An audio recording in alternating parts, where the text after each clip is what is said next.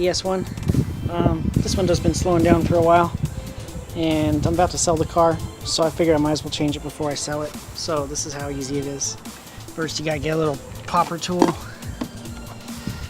You gotta pop this out. You can see the little indentation right here where you're supposed to grab it at. That's where you wedge it in and it just falls forward. Then that reveals these two screws right here. So basically take these out.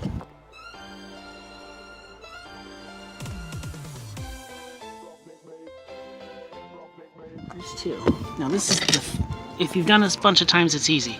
If you've never done it, it's really hard. So you take that out, and then you see this little fitting right here. This little fitting has to unclip. You can use your finger, but it just unclips from the bar and rotates around, and then you lift the bar out.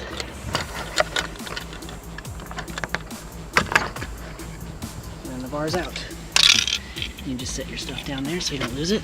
There's the bar. Okay, now this is the second part of taking the door panel off. This little part comes off here. The easiest way to do it, as you can see, there's a little crack right here. Get that crack right there. And then you can kind of just separate it. Once you separate it, pull it out. You can see it's got like a little hook in there. Kind of hooks in there, and then it clips on. So that's how it comes off. And that reveals these two screws, one back there and one back there. So then you just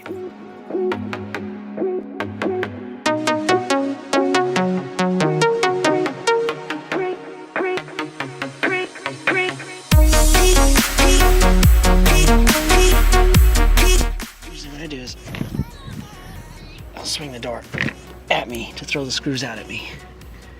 I just grab it, that one, and then this one fell. Make sure you save all your screws. Right there. And you just pull apart. Because it just has these little clips on the back that clip in to those holes. Right there. Anyways, get it unclipped. Now, most people think, oh, I'm just going to clip it and rip it off. No. This is a ledge that slides down in against the window, just this part right here. So you have to pull it out and wiggle it up. It's usually easier if you grab the handle hole right there. Grab this side over here. But then you have to watch the lock. That usually just falls to the side, but then you got your power window plug if you have power windows. So if your window button is not plugged in, that window will not work even with the front window button.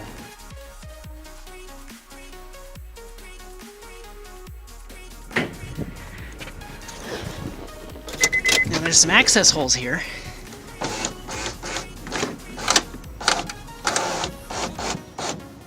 Right there, boom. So there's a hole bolt right there. Sorry, there's a bolt right there, and there's a bolt right there. That's what unbolts your window from the window track regulator. And then there's extra bolts that come off after that, but that's the point. So you gotta roll your window down about like that. Okay, now that I got the window down, I got the door panel off. This is when you take the window regulator out. And the easiest way to do it is to have a 10 mil, because it's a 10 mil to get the window off, and it's a 10 mil for everything for the window regulator. I use a 10 mil, obviously. But because they're so close and tight and the door panel is out of your way, you don't have to worry about going around anything weird or stupid. I use a 1/4 inch drive. It also makes it easier to do while you're filming. So that kind of cracked. That kind of cracked. It's always going to be tough the first time because obviously it's never been taken off. But then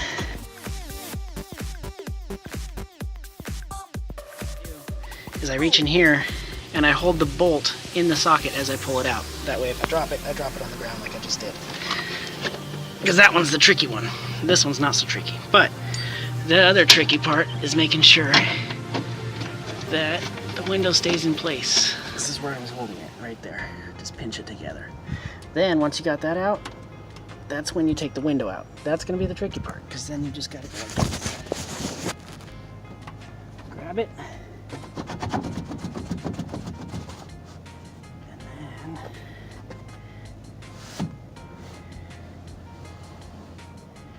I usually just try to get it out of the way.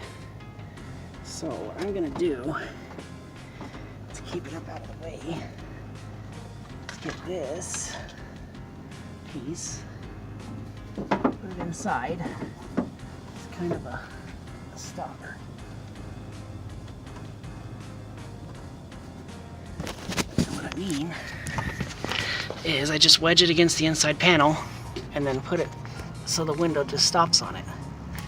Now you have all the room to work and take the regulator out. Now, this is also where the space you need to take the window regulator out. So you have to make sure this doesn't get bumped and you have your hand be guillotined by a window.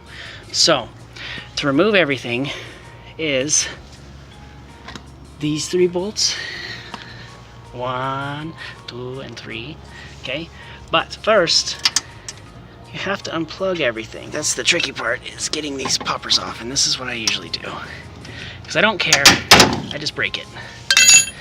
That's what happens when I don't care. Then you can just unplug this bad boy. Like I said, these things are a lot easier with 2 hands. Boom, unplugged.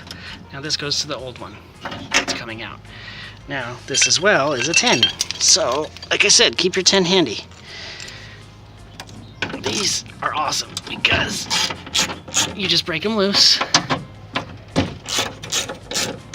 Couple of turns, nothing major, and then the whole motor will just wiggle out.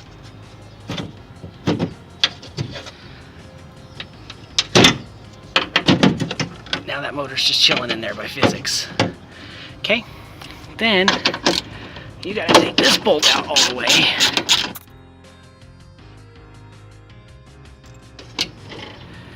This one, just crack it loose, same as the other 3. Then this one is the 3rd and final bolt, holding in the whole window regulator. And there goes everything. So now everything is held on by that one screw. This is the point where I was talking about, where you need the room so you don't chop your finger off. So this one's already fucked, so you gotta wiggle it out a little bit at a time, and then go inside, lift up, and wiggle it out.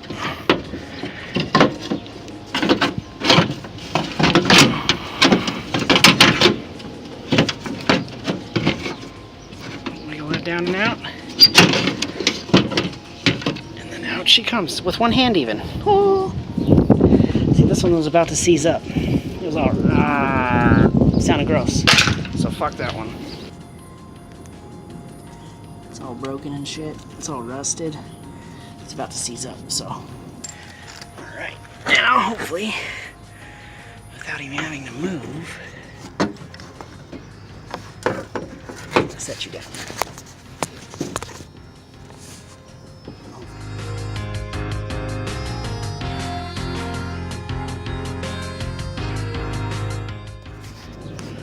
It's too high. It's in its maximum position, because that's where I pulled the window out at the junkyard, was with the window all the way up. Because obviously the car at the junkyard didn't have the power, so it didn't have a battery. So this is what I have to do to basically get it to chill in there. I'll show you.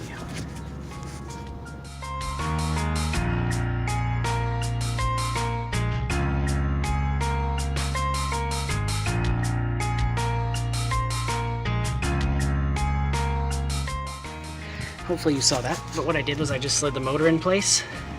Okay, this is still just in the back hanging down.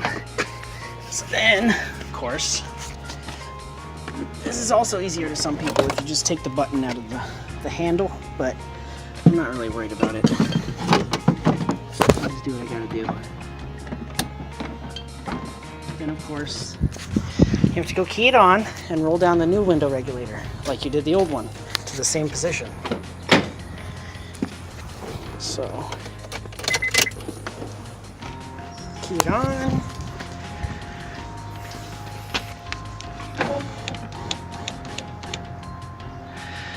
That should do. Now let's see.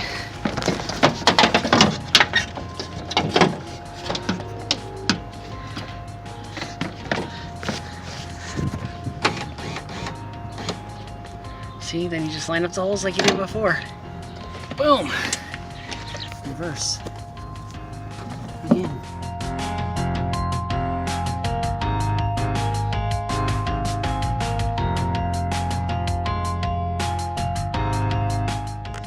And you need a shorty right here. If you get a normal one,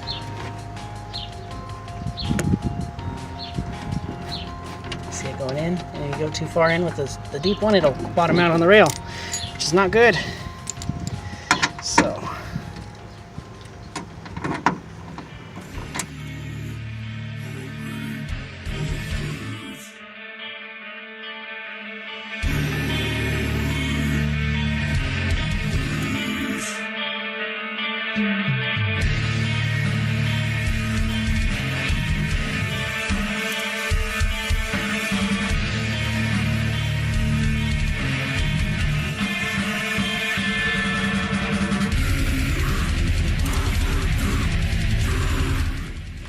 basically like nuts that are pressed into plastic, and if you tighten them too much you'll crack, and then it'll break the whole base on the window, and then you'll get that window that kind of rolls up slow because it grows crooked because it's only got one half pushing it. So you just want to tighten those up snug. You don't want to crank them down or else you'll break shit, especially on a car that's 14 years old. So now you just reverse, and this is only the tricky part about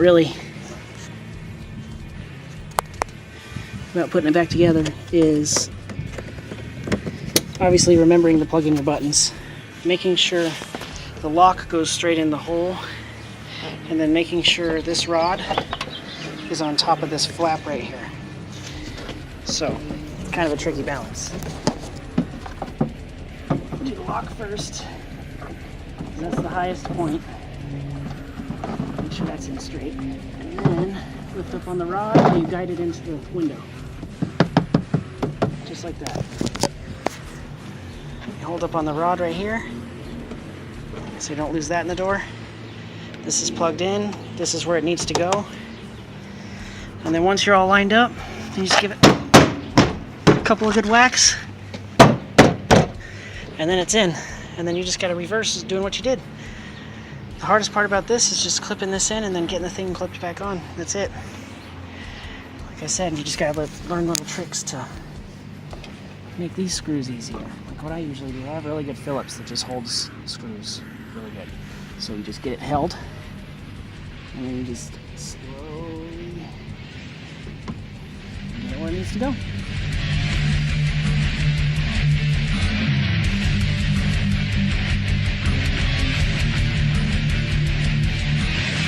You are doing a Phillips screws in 10 millimeters and you do it yourself. See, but look, just latch it back on, put your finger in there like that, and then clip it back on. If you're that scared about doing it, use a flathead. And then you wiggle it back in. Then you put your screws back in. Just like that. One at a time.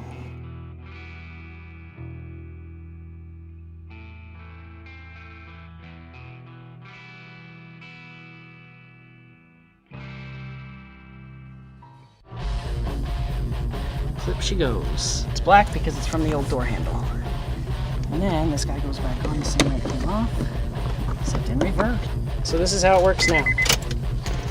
Now that I got it all back together.